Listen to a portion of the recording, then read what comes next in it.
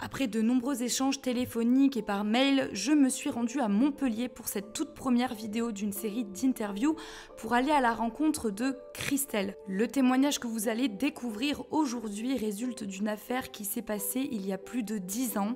L'objectif principal de cette vidéo est de partager au plus grand nombre l'histoire de cette personne et également de sensibiliser les internautes à la problématique des mycotoxines bien trop minimisées en France d'une part et au manque de législation pour protéger nos animaux de compagnie de la malbouffe d'autre part. Cette vidéo est assez longue mais extrêmement importante, c'est pourquoi j'ai inséré de nombreux éléments visuels pour illustrer nos propos. N'hésitez pas à faire des arrêts sur image pour prendre le temps de tout découvrir. Sur ce, je vous souhaite un bon visionnage.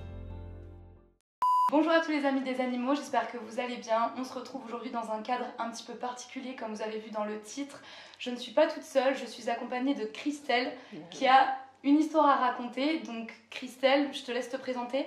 Je m'appelle Christelle Bourrelly, j'ai été éleveuse de chats persans, chocolat et lilac sous la fixe Chocoland de 1996 à 2005. Et en fait, j'ai été un élevage conventionné Royal Canin jusqu'à ce que je découvre que mon élevage a été victime d'une mycotoxicose due à la zéaralénone. C'était un élevage de chats persans chocolat et lilac, c'était vraiment un élevage passion que j'avais. Et pour ces couleurs chocolat et lilac qui étaient très rares dans la race persane, puisque ce sont des couleurs récessives, voilà. Et c'est vrai que j'étais donc rapidement un élevage conventionnel Royal Canin parce que c'était la marque incontournable et que tout le monde nous proposait pour les éleveurs. Et en 2005, j'ai découvert qu'il y avait présence de mycotoxines dans les croquettes que je donnais à mes chats. Et il faut savoir qu'à l'époque, quand on était un élevage conventionnel Royal Canin, c'était pas un sac de croquettes de 2 kilos qu'on donnait, c'était on les achetait par lot de 10 kilos, quoi. Ouais, et en général, quand on achetait des croquettes, c'était un lot de 3 sacs de 10 kilos. Donc on avait le même lot de sacs que nos chats allaient manger pendant des mois. Mon élevage aussi a participé à des tests de croquettes. Et à cette époque-là, jusqu'en 2005, je pensais vraiment, mais alors vraiment pas, j'étais à 10 minutes de penser que l'alimentation pouvait avoir un tel impact sur la santé de mes chats. Non, on pouvait penser à une certaine fragilité immunitaire du persan parce que c'était un chat fragile, modifié par l'homme, etc. Donc on ne pensait pas forcément directement à l'alimentation. D'autant plus que Royal Canin, c'était Royal Canin, quoi. Ça pouvait pas être Royal Canin. C'est tout à fait ça. En fait, les pathologies d'élevage, quand on est éleveur, on en connaît franchement, on en rencontre. On a connu la PIF, la PKD, tout le monde. Voilà. Et d'où l'importance d'avoir un vétérinaire qui nous suit, hein, d'avoir confiance en son vétérinaire. Qui a un historique vraiment pour Parce que le problème dans Royal Canin, c'est que quand on dit c'est peut-être, je suspecte l'alimentation Royal Canin, ah non, c'est pas possible. Non. Forcément, le vétérinaire, il va dire non, c'est pas possible. Ça l'embête, lui aussi. Voilà. Et donc, ça a mis beaucoup de temps avant qu'on comprenne et avant qu'on ait la preuve que c'était bien. Bon, en l'occurrence, c'était Royal Canin parce que je donnais cette alimentation à mes chats. Ça aurait pu être Is, par exemple, aussi, que j'ai pris par la suite, quand mon vétérinaire m'a dit, essayez, c'est une bonne marque. Et pareil, il y avait aussi les mycotoxines. Vous n'avez pas de suite suspecté l'alimentation. À partir de quel moment vous avez commencé à dire là il y a un truc qui va pas? J'ai retrouvé un papier où j'expliquais que dès 2002, c'était l'année d'apparition des premiers signes de la mycotoxicose avec beaucoup de mortalité néonatale et de plus en plus fréquente. Donc en fait, on venait des chatons et on les voit mourir les uns après les autres et ça c'est dramatique et on se demande qu'est-ce qui se passe. On commence à se dire c'est peut-être la piste bactérie, puis finalement on nous dit non mais là c'est un problème immunitaire qu'ont vos chats.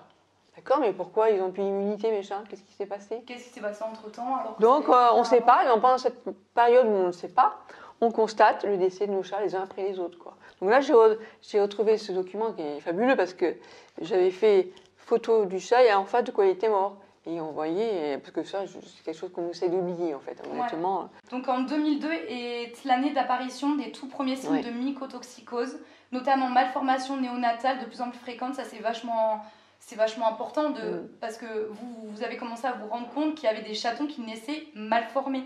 les uns après les autres. Octobre 2003, soins métrites échographie injectable, alizine sur la chatte Utopia. Novembre 2003, consultation et soins de 2 chatons, euthanasie, autopsie, incinération. Donc on voit vraiment que en 2002, en 2003, ça commence à s'enchaîner les problèmes de santé avec vos chats. Donc des malformations, des soucis de santé, des euthanasies. Juste un petit aparté pour dire qu'à l'époque, j'ai commencé à en parler en Royal parce qu'ils proposaient un service de...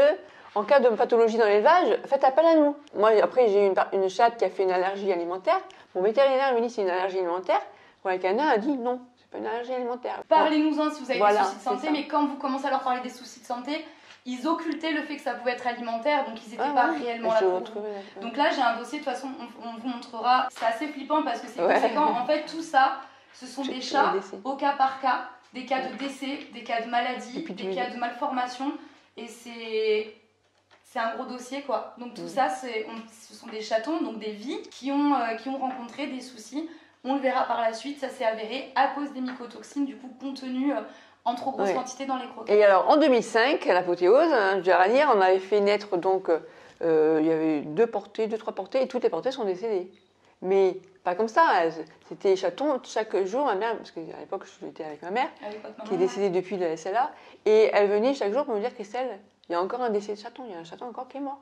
De voir, d'être sentir impuissante face à tous ces décès qui s'enchaînaient, c'était horrible. Et il y avait une fois, il y avait une chatte, je me souviens, qui attendait des petits, et elle a passé son temps à faire des métrites, et le vétérinaire m'avait dit, n'attendez pas, continuez à essayer de la faire reproduire. Il y a un moment, je me suis dit, mais quand j'ai su que c'était une mycotoxicose, je me suis dit, mais il n'aurait jamais dû me conseiller ça. Il aurait dû me dire, vous avez un arrêtez, parce que ces soucis-là, je les répétais. Vous les répétiez, du coup, forcément, les chatons, ça s'est répercuté là-dessus. Il y a une image qui me reste toujours en mémoire, c'est le jour où la chatte, elle a perdu ses chatons, avant qu'ils soient à terme, et j'ai nettoyé par terre le sol, et sur le sol, j'ai vu quoi? Un fœtus. Et là, je me dis, ça me marque, quoi. Et là, vraiment, et même au bout de 14 ans, on a encore l'émotion, quoi. On se remet en question, on se pose la question, qu'est-ce que je fais de mal? Et même, le vétérinaire, j'avais dit, mais venez voir, peut-être que vous allez voir avec votre vision de vétérinaire, s'il y a quelque chose qui ne va pas. Et là, à ce moment-là, vous deviez vous sentir du coup assez démunis parce que vous n'aviez pas réellement de conseils derrière. On ne vous aidait pas vraiment, le vétérinaire occultait le fait que ça puisse être alimentaire, mais vous ne trouviez pas autre chose. Et du coup, c'est des moments qui doivent être assez compliqués. Là, on commence à parler entre nous, entre éleveurs. Et un jour, j'ai mon amie Colette au téléphone, qui est une personne qui faisait de l'élevage de chats siamois, que j'avais rencontré en exposition. J'ai au téléphone et je lui dis Colette, tu n'as pas de problème avec tes chats? Elle me dit si. Elle me parle du décès qu'elle a eu. Bon, ça peut arriver à tout le monde dans l'élevage, malheureusement. Et je lui dis mais tu alimentes tes chats avec quelle marque? Royal Canin. Ah, ok. Et de là, de fil en aiguille, on a commencé à partager nos expériences. Et puis dans les expositions, on en parlait aussi. Et puis au départ, moi, je croyais qu'il était un cas isolé. Le professeur Leskovitch, qui est un professeur de toxicologie à l'INRAE, a été d'accord pour s'occuper des cas, parce qu'on a essayé de contacter mais plein de personnes. Ça, c'est important de le préciser aussi. Et enfin, elle nous a répondu, et merci, parce que grâce à elle, on a pu enfin découvrir que c'était bien les mycotoxines. Et en 2012, il y a eu une thèse qui a été écrite et qui reconnaît enfin que, moi j'ai envoyé des photos de chatons mal formés, et quand je vois à la télé, ils en parlent, et je vois les photos de mon chat, je me dis waouh. Et je vois qu'il y a d'autres personnes aussi qui ont envoyé des photos, et je me dis on n'était pas seuls, sûrement on était chacun isolé, on ne savait pas. Et si elle n'avait pas fait ce travail-là, on serait encore en train de se demander de quoi ils sont morts nos chats. Parce que du coup, je sais qu'il y en a peut-être un certain nombre d'entre vous qui ont regardé le reportage Quelles croquettes pour nos bêtes, dont j'ai parlé sur ma chaîne YouTube. À un moment donné, il y a un petit chapitre consacré aux mycotoxines et on voit des photos assez dures de chats mal formés. Et en fait, c'est des chats qui venaient de votre élevage. Il y en avait un, c'était un chocolat et blanc, donc ça ne pouvait pas être rien. Il y a quelques années, elle est alertée par des éleveurs de chats, nourris avec d'autres croquettes. Ils étaient inquiets déjà parce qu'ils avaient du mal à avoir des petits chatons, et souvent quand les chatons naissaient, ils étaient mal formés ou non viables. Et le plus horrible qu'on ait eu à analyser, ce sont ici des petits chats comme ça, avec leur intestin qui s'est développé à l'extérieur de leur ventre. Parce que oui, en fait, on parle de la mycotoxine en soi, mais comment est-ce que la mycotoxine au final affecte à ce point le métabolisme, la santé immunitaire. Alors je ne suis pas scientifique, donc je ne pourrais pas trop répondre à cette question, si ce n'est que c'était les méfaits de la zaralénone, qui a un effet estrogénique sur la capacité de reproduction et sur les chatons qui naissent, quoi. Je parle de la zaralénone parce que c'est vraiment la mycotoxine qui perturbe pour les éleveurs, qui pose vraiment un problème. Mais d'après le professeur, il y avait eu aussi d'autres mycotoxines qui, même si elles n'étaient pas à des taux énormes, mais associées avec la zaralénone, accentuaient ce phénomène. Ouais. On était là dans une mycotoxicose, non pas aiguë, mais chronique. C'était le même lot qu'on donnait à nos chats depuis 6 mois. On s'est dit, bon, c'est pas étonnant. Ouais. Puis en plus, on était éleveurs conventionnés qui participaient à des tests de croquettes. On pensait qu'on avait une chance. On se disait, oh, tiens, on a des croquettes gratuites, c'est bien. Et puis finalement, on se dit, non, mais c'était eux pour qui c'était bien. Parce que finalement, ils devraient peut-être expliquer les éleveurs qui testaient les produits. Et tout. Oui, parce qu'il faut dire que certains éleveurs conventionnés en fait, étaient contactés par ces marques, ces industries pet food, pour que leurs chats deviennent testeurs, en fait. Oui. Donc c'est des sortes, c'est des en dehors de toute garantie légale, finalement, parce que j'étais encore une fois indignée d'imaginer que ça pourrait avoir un tel impact sur mon élevage. Ouais. Jusqu'à la fin, je leur faisais confiance. En même temps, quand il y a un discours aussi bien ficelé, quand il y a des professionnels, des vétérinaires, parce que bon, ça, on va en parler, ouais, c'est vrai qu'il y a une confiance envers cette profession avec des gens, on vous matraque, on dit mais non, tout va bien, c'est pas alimentaire, etc. On finit vraiment par se dire non mais le problème du coup vient d'autre chose, alors qu'en fait non, ça venait bien des croquettes. Et c'est ça qui est compliqué, cette incapacité en fait au final à remettre ces produits en question, parce qu'il y a des conventions, il y a des lobbies. Il y a une omerta telle, un lobby tel que... Ouais. Et on le voit, en plus, il y a des vétérinaires chez Royal Canin, et il y a Royal Canin chez les vétérinaires, en fait. Ouais. Voilà. C'est un monde, de toute façon, c'est un monde qui un conflit d'intérêts incroyable. Exactement. Petit aparté, puisque j'ai pu filmer ce document extrêmement intéressant qui illustre parfaitement les conflits d'intérêts qu'il peut y avoir, c'est en l'occurrence le résumé d'une séance animée par le Conseil des représentants d'ordre vétérinaire, dont le sujet principal était l'intrusion des fabricants d'aliments pour animaux au sein des cabinets vétérinaires. Je vous laisse faire un arrêt sur image et prendre le temps de découvrir ce document qui date, je le précise tout de même, de 2007. Sauf qu'à un moment donné, on se rend compte que, c'est bizarre, tiens, alors je vais citer, c'est la Société française de félinotechnie. Société française de félinotechnie. Voilà. C'est donc École nationale vétérinaire d'Alfort, oui. Où il y a un professeur, je ne citerai pas son nom, qui écrit zaralénone et fertilité chez le chat. Et dans cet article, il dit en fait, pour résumer, parce qu'on commençait à en parler, donc ça commençait à avoir des rumeurs qui circulaient. Il y avait des canins qui disaient au départ, ce sont des rumeurs, on n'y croyait pas. Sur la mycotoxine et l'impact que ça avait sur la fertilité. Et là, dans cet article, il soutient Royal Canin directement, puisqu'il dit aux doses qu'on peut trouver, il n'y a aucun risque pour les chats. Et moi, j'ai maintenant la thèse écrite par Leskovitch qui dit le contraire. On montrera de toute façon. Et à partir de là, on se dit, j'ai peut-être fait confiance à des mauvaises personnes. Ouais. Et là, on commence à se dire, et si les écoles vétérinaires étaient aussi de mèche avec Royal Canin, et là, des liens pour on apprend que Royal Canin les aide à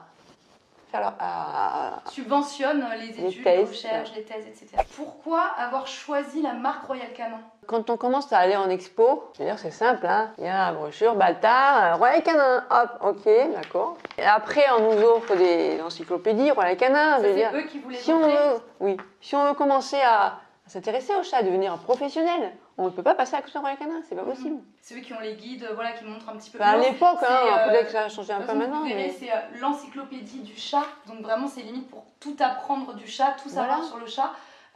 C'est Royal Canin. Donc à un moment donné, on nous propose de signer une convention Royal Canin. Voilà, et là, quand on cherche à se renseigner sur les mycotoxines, les aliments, la sécurité alimentaire, Royal Canin encore. Alors on se dit, bon, on laisse. On voit que c'est Royal Canin aussi. Et l'intérieur, c'est les vétérinaires Royal Canin qui travaillent pour c'est qui ont travaillé là-dedans dans ces ouvrages. C'est super intéressant. Voilà. Du coup, forcément, quand vous arrivez dans ce monde de l'élevage, vous étiez... c'est Royal Canin, vous étiez happé par Royal Canin entre les cadeaux, les stands, le marketing. J'aurais pu donner des friskies à mes chats, mais on va me dire, ça va pas, c'est des chats de race quand même, tu vas pas nourrir avec... c'est comme si moi j'allais au McDo tous les jours. Bon. C'est un petit peu, c'est ce qu'on vous disait. Il faut les nourrir de manière premium, avec une alimentation premium. Qu'on avait des commerciaux qui venaient, qui nous disaient bien, surtout de rien d'autre que des croquettes. Parce que sinon, vous allez perturber le système digestif des chats. Puis en plus, il y a du sur-mesure. C'est du pour spécial persan. On en trouve nulle part ailleurs. Des croquettes spéciales persan. C'est fait pour mon chat. Ils vous ont expliqué le pourquoi spécial persan? Oui, parce que c'est fait spécialement pour que le chat puisse appréhender la croquette facilement. Tout est conçu pour anti-boucle de poils, enfin voilà, tout ça. Il y a jusqu'à la forme. J'avais demandé, moi, un conseil Après, Royal on se rend Canin, compte c'est que la forme. c'est très marketing. Et puis, on fait confiance, encore une fois. On est dans ce monde-là où il y a des C'est professionnels, sur-mesure. des vétérinaires comme nous, on n'y connaît rien, qu'on n'est pas professionnels. On fait confiance. Ça, c'est sûr, quoi. On pense vraiment à prendre la Rolls-Royce de croquettes, quoi. Ouais. Est-ce que vous aviez des avantages? Est-ce que vous aviez des cadeaux en nature? Oui. Les cadeaux, comment ça se passait? c'était par exemple, on voulait des cartes de visite. Ils nous proposaient des cartes de visite gratuites. Sauf que quand on regardait bien en bas, il y a marqué attention, la photo qu'on envoie pour notre carte de visite, on la donne en Royal Canin. C'est-à-dire qu'ils peuvent l'utiliser eux pour faire la promotion. Après. Et bon, il y avait ça comme cadeau. Il y avait, je sais plus, donc, des abonnements gratuits dans des revues. Des abonnements gratuits pour des revues vétérinaires scientifiques. Des petits cadeaux du style des petits jouets pour les chats. Oui, c'était une relation au final industrielle, commerçant avec clients parce que c'était tout leur intérêt de vous fidéliser. Parce que si vous fidélisez, ils gagnaient forcément de nouveaux clients. Le marché de l'éleveur pour les croquettes, c'est juste énorme. On ne s'en rend pas compte tout de suite de ça.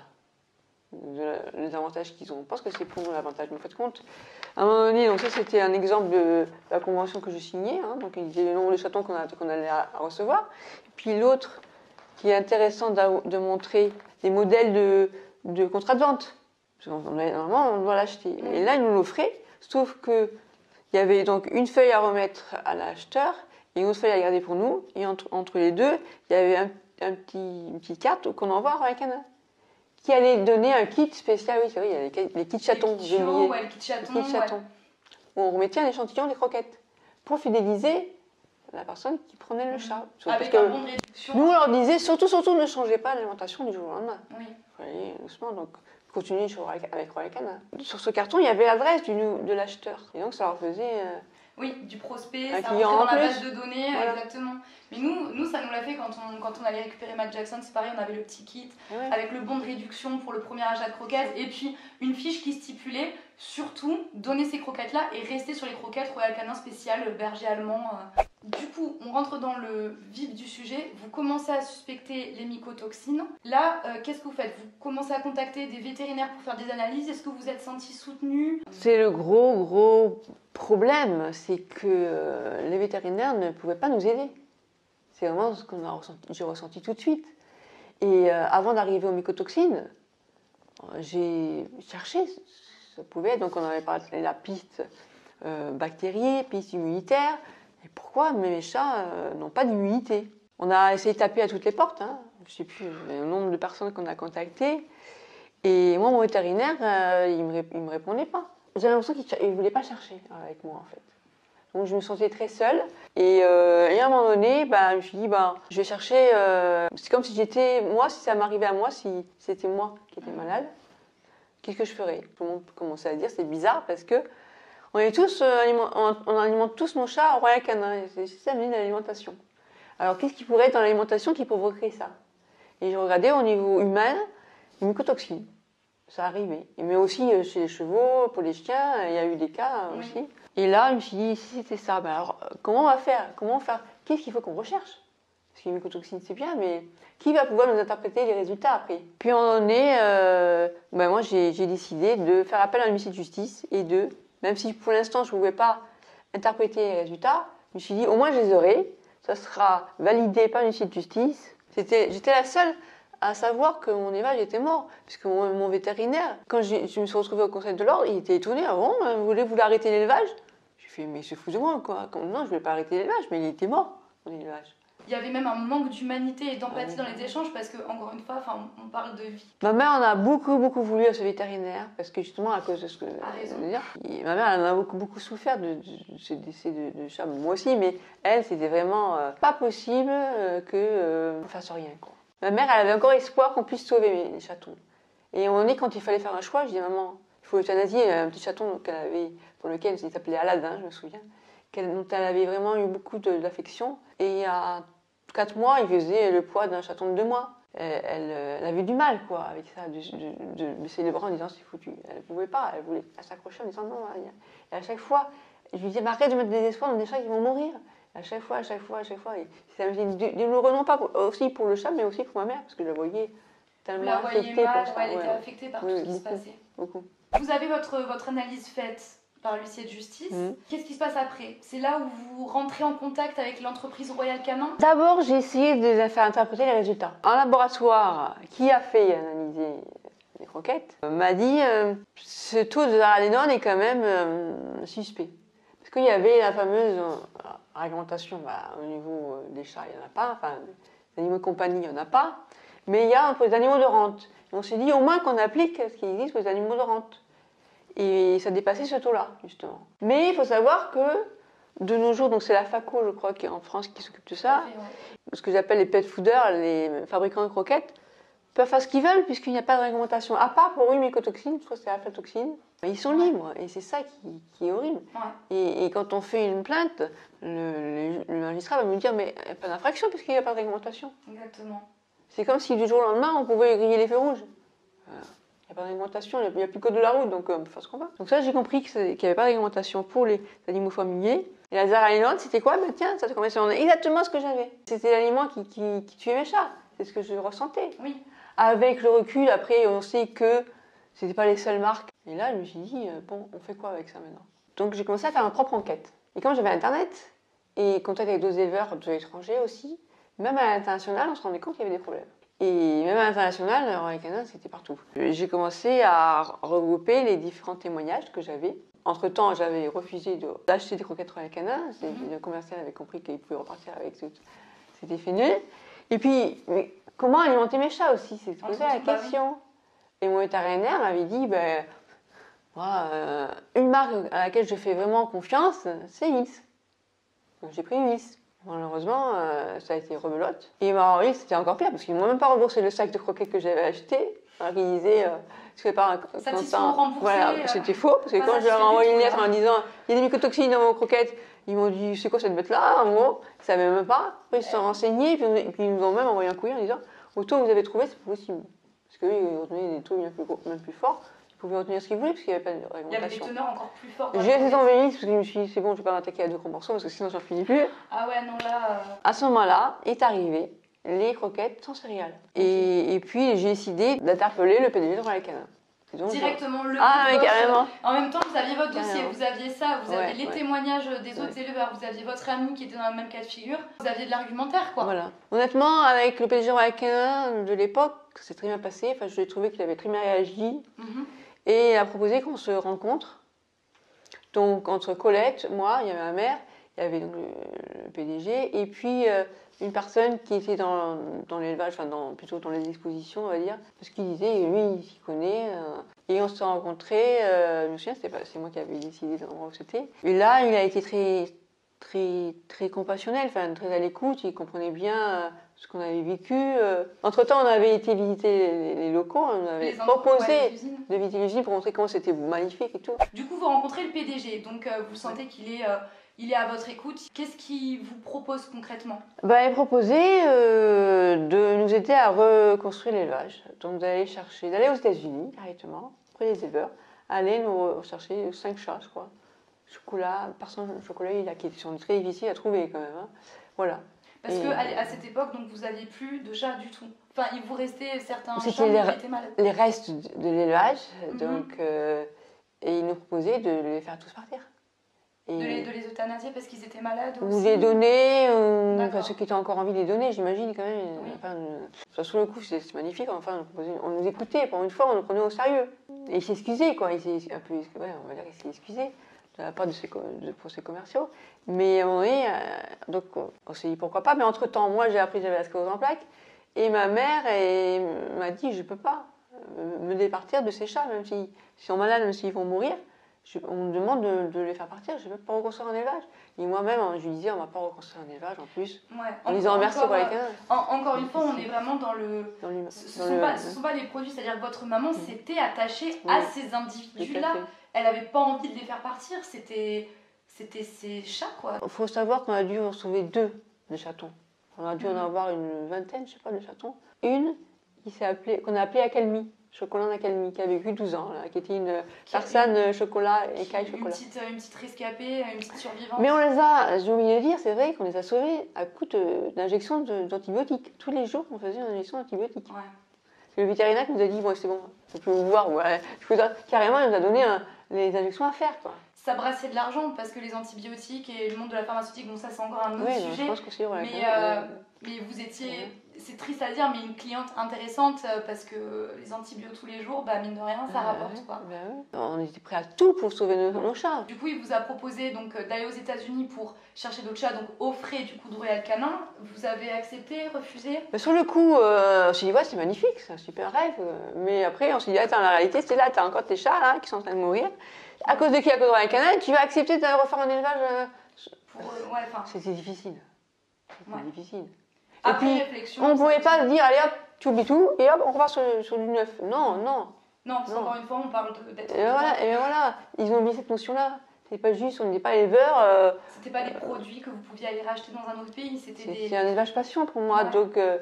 Donc je ne pouvais pas claquer les doigts en me disant, c'est bon, allez, les anciens, ils sont plus bons, là, à la poubelle, et on prend les nouveaux. Non. C'est pas possible. Je ne voulais pas repartir sur l'élevage. Et d'ailleurs, on n'est pas reparti sur l'élevage. On a eu la chance d'avoir sauvé 2 chats. C'était Accalmie, un chaton qui est né, et une Bella. Et en 2008, on a officiellement arrêté l'élevage. Ouais. Au tout début, c'est au fil du temps où la personne est venue nous dire voilà, comment on va faire en pratique pour mettre en place ça. Et en même temps, on me disait bon, il faut nous donner les pédigrés, les scanners de santé de tous vos chats pour voir. Il faut chercher de quoi ils sont morts quand même. Quoi? Vous voulez savoir de quoi ils sont morts? Mais c'est. Alors, ça y est, voilà. Ça y est. Alors, je dis non, on va pas faire confiance. Ils commencent à chercher de quoi ils sont morts. Et du coup, ma mère et moi, on a dit non, on va pas accepter. C'est pas possible. C'était too much. Voilà. Ouais. Honnêtement, j'ai été folle de m'attaquer à Royal Canin. J'ai été folle. J'ai envie de vous dire courageuse, mais le mot qui me vient à l'esprit, c'est folle, parce que Royal Canin, c'est un groupe qui pèse énormément, et vous étiez une petite éleveuse. J'ai eu besoin même si je savais qu'ils allaient avoir les moyens, eux, de me faire taire, parce qu'il n'y a pas de réglementation, donc pas d'infraction. Que devant les conseils de l'ordre vétérinaire, forcément, quel vétérinaire allait dire oui, ils sont en tort? Non.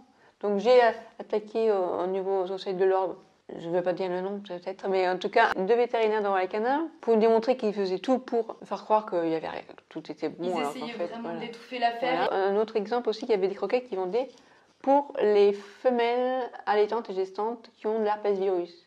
Et moi, ça m'a choquée en me disant, mais si on a l'herpès dans son élevage, on ne fait pas de reproduction.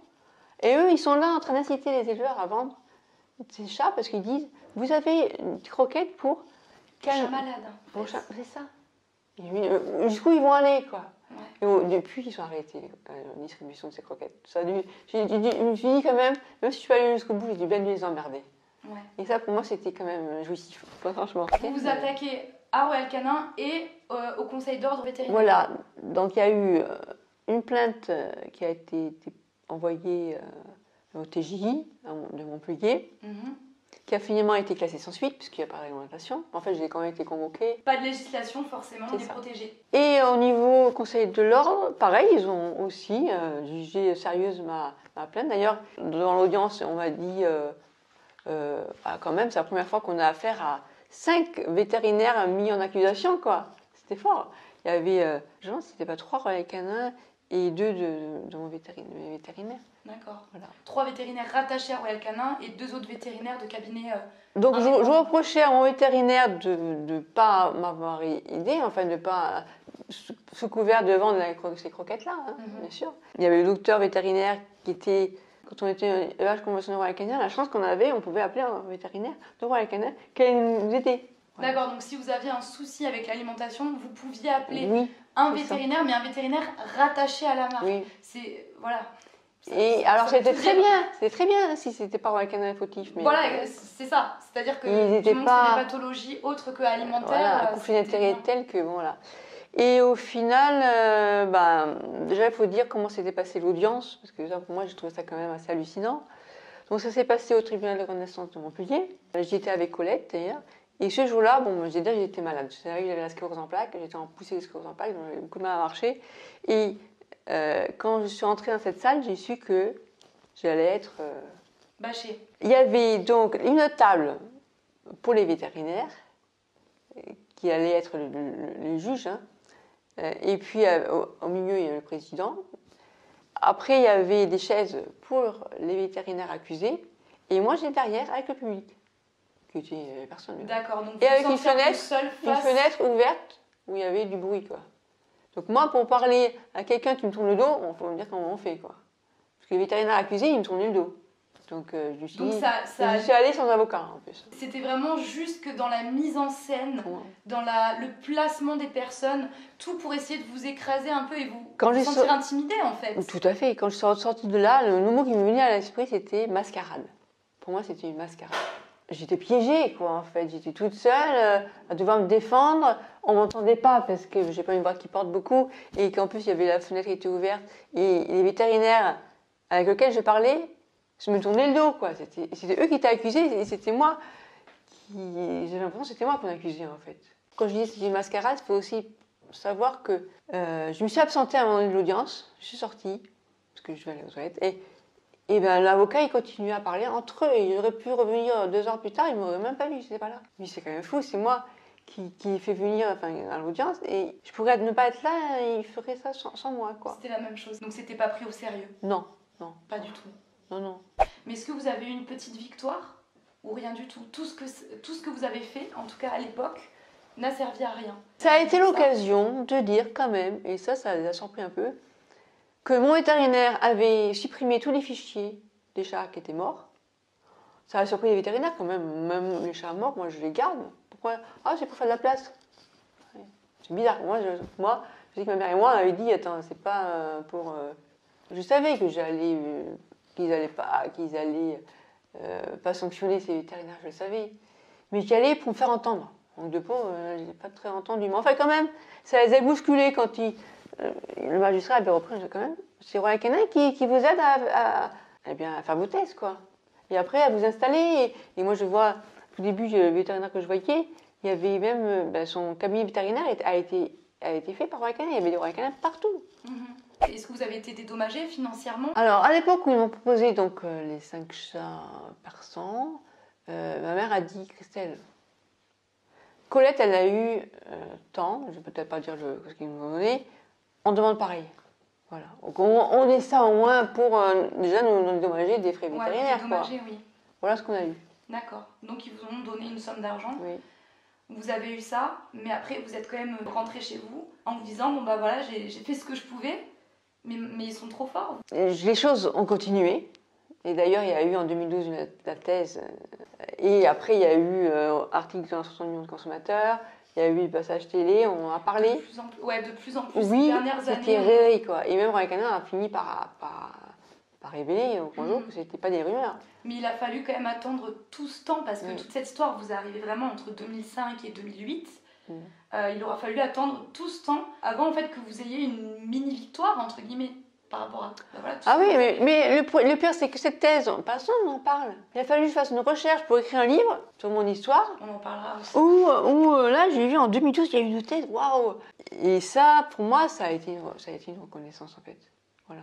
Donc, il faut que je remercie le professeur. À l'époque, quand j'avais envoyé mes photos, elle m'avait dit, ça sera dans l'optique de publier un jour une publication scientifique. Quand le moment Et là, quand noir sur blanc, on nous dit clairement que ce qu'on a vécu à l'époque, c'était dû à la présence de mycotoxines dans les croquettes qu'on a données à nos chats, voilà, c'était mieux encore qu'un procès, quoi, pour moi. Il faut bien comprendre que, c'est pas du tout pour les excuser, mais c'est eux qui étaient dans l'élevage. Mais le problème, il est dans toutes les croquettes. Ça, il faut aussi le dire, parce que mon but n'est pas d'accuser Royal Canin, c'est juste que c'était eux qui m'ont vendu les croquettes. Oui, sur le coup, voilà.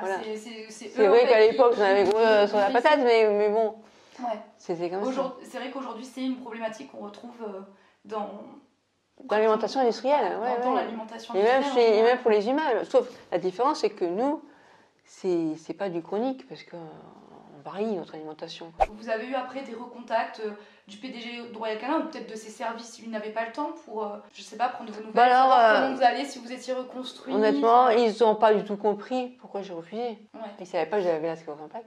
Et puis que j'avais décidé d'arrêter l'élevage. Voilà. C'était fini.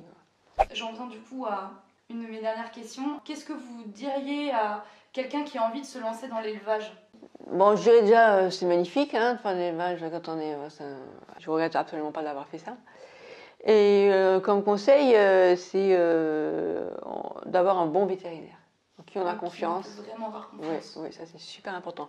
Et que si on a un doute, il faut en changer. Moi, on m'a reproché d'avoir resté 10 ans avec le même vétérinaire, mais quand j'ai voulu en changer, c'était pire ailleurs. Et je dois dire aussi que c'est normal d'avoir des pathologies dans l'élevage. C'est normal d'être confronté à des problèmes. Mais quand ça devient vraiment démesuré, là, il faut faire attention. C'est pas normal. Non. Il faut vraiment se pencher là-dessus et regarder tous les facteurs possibles. Et ce qu'il y a, c'est que souvent on dit entre nous, il y a souvent des rumeurs sur un tel a dit qu'un tel, dans cet élevage, ça se passe ça et tout. Et on a peur de parler de ces problèmes entre éleveurs. Parce que après on se dit on va pouvoir vendre. Mais au final, c'est grâce à cette parole qu'on arrive à sortir de cette impasse. À l'alimentation, c'est difficile. On a plein de choses à apprendre en fait. Ouais, penchez-vous réellement sur la qualité de l'alimentation parce que c'est un facteur essentiel de la santé. J'ai envie de faire un parallèle avec l'alimentation humaine, c'est pareil. On nous dit ah mais il faut avoir le temps pour cuisiner et tout. Je dis oui mais bon, ta santé a un prix quoi. Du coup Christelle, aujourd'hui avec tout ce que vous avez vécu, est-ce que concrètement vous faites des actions J'ai fait partie de l'association et puis j'ai eu envie d'écrire un témoignage, donc j'ai écrit un livre sur ce que j'ai vécu. Ça pour moi a été un effet un peu catharsis en fait.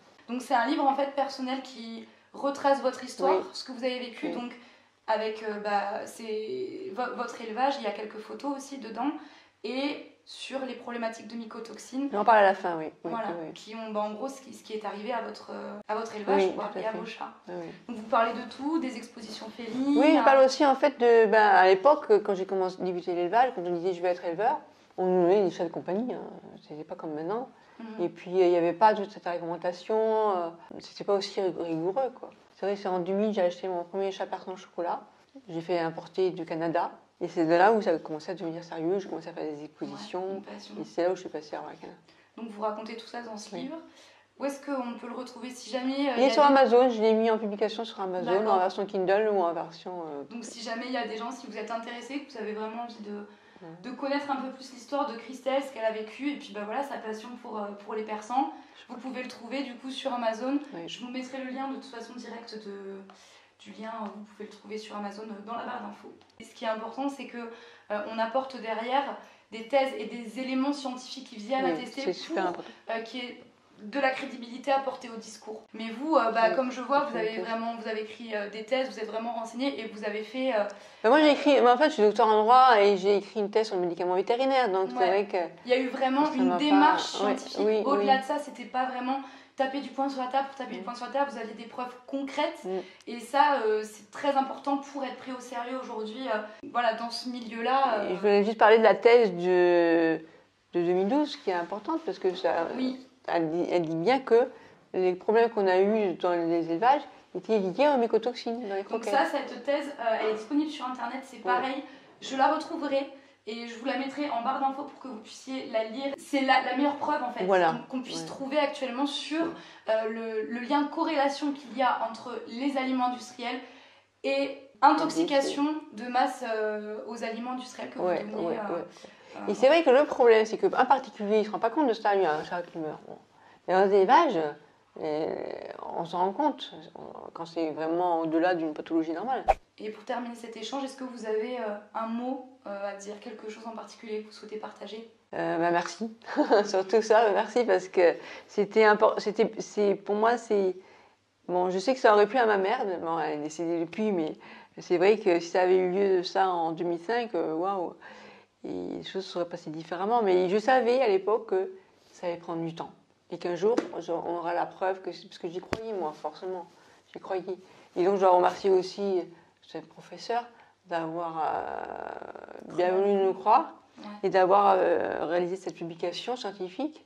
C'est la seule chose c'est que maintenant il faut le faire connaître plus, je crois. Je dois dire, moi, ce qui reste un petit pincement au cœur, c'est de me dire la réglementation n'a pas changé et ce qu'on a vécu à l'époque pourrait recommencer. Sur Royacanin ou une autre marque, c'est pas ça la question. Voilà, exactement. Au final, en fin de compte, c'est surtout tant qu'il n'y aura pas de réglementation pour protéger les chiens et les chats, quelle que soit la marque, de toute façon, ça peut arriver de nouveau, quoi. Et même sur l'aspect conflit d'intérêt qu'on a vu entre pet food et vétérinaire, moi je trouve qu'il faudrait assainir tout ce milieu-là. Comme à l'époque on a assaini le milieu de l'élevage, on s'est rendu compte qu'il y avait des élevages amateurs qui faisaient n'importe quoi. Ce que vous faites vous à travers vos clips, ce que je fais moi à mon échelle en faisant des vidéos, les reportages, etc., bon, on peut qu'espérer que les choses vont bouger, mais moi je suis très optimiste, je reste optimiste là-dessus. Faire bouger les mentalités en fait. Ouais. Bah, écoutez, en tout cas, un grand merci à vous aussi de m'avoir accueilli, de m'avoir raconté votre histoire. Et forcément aux personnes qui vont regarder cette vidéo aussi, je trouve que c'est extrêmement important parce que moi je parle beaucoup de problématiques, moi je me fais un peu porte-parole entre guillemets, mais c'est toujours bien de rencontrer une personne qui l'a vécu et qui apporte un témoignage, surtout avec autant de professionnalisme et de sérieux. Et je sais que c'était pas forcément évident pour vous de vous replonger là-dedans parce que c'est des émotions, mais c'était important d'en parler, d'extérioriser tout ça. Je me dis que moi, ce que j'ai fait, ça n'a pas servi à rien. C'est ça qui fait plaisir. Exactement. Voilà. Et puis un hommage à tous les chats qui sont partis. Ouais, à tous les chats qui sont partis, à votre maman aussi, qui a eu beaucoup d'affection pour cet élevage. Merci à vous en tout cas d'avoir regardé cette vidéo. Si jamais ça vous plaît, que vous souhaitez que j'en fasse d'autres, n'hésitez pas à me le dire en commentaire. Et puis je vous fais à toutes et à tous un très gros bisou. Et on se retrouve vendredi prochain pour une nouvelle vidéo. Ah oui, ça c'est trop bon. Ah, il adore. On doit prendre ici. C'est ton chouchou, hein? Ouais, j'aimerais tellement qu'il s'en sorte. C'est normal, hein?